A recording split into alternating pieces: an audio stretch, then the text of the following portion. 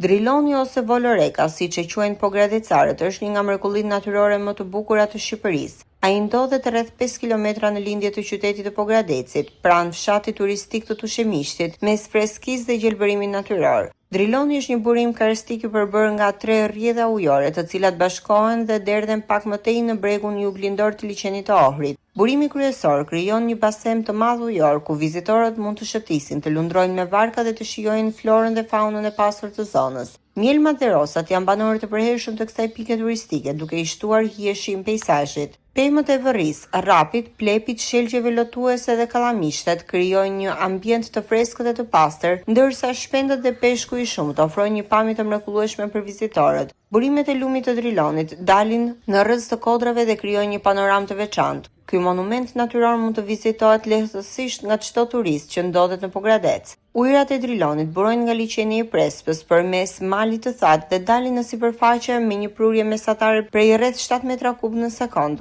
duke vazhduar më pas rrjedhën drejt liçenit të Ohrit. Përgjatë një pjesë të lumit shtrihet edhe parku i Drilonit, i rrethuar nga bimësi e dendur dhe peizazhe mbretëlënëse. Për dekada me radhë, kjo zonë ka qenë një nga destinacionet më të preferuara për pushime dhe relaks. Megjithatë, vitet e fundit, zhvillimet urbane, ndërtimet e reja dhe zgjerimi i strukturave turistike kanë ndryshuar ndjeshëm pamjen e këtij monumenti natyror. Sipas banorëve dhe vizitorëve, ndërhyrjet njerëzore kanë cënuar një pjesë të bukurisë autentike që natyra i ka falur Drilonit. Sot Driloni vazhdon të vizitohet nga turistë vendase të huaj, të cilët mbeten të mahnitur nga bukuritë e tij natyrore. Megjithatë, sfida mbetet ruajtja e këtij thesari natyror në mënyrë që brezat e ardhshëm të mund të shijojnë të njëjtën magji që e ka bërë Drilonin, një nga perlat turistike të Shqipërisë. Kamera e televizionit Apollon sjell pamjet e kësaj fundjave nga parku i Drilonit, një prej pikave më të bukura të turizmit shqiptar. Vizitorë të shumtë vendas dhe të huaj kanë zgjedhur të kalojnë në orë relaksi mes gjelbërimit, ujrave të kristalta dhe peizazhit mahnitës që ofron kjo perlë natyrore e Pogradecit.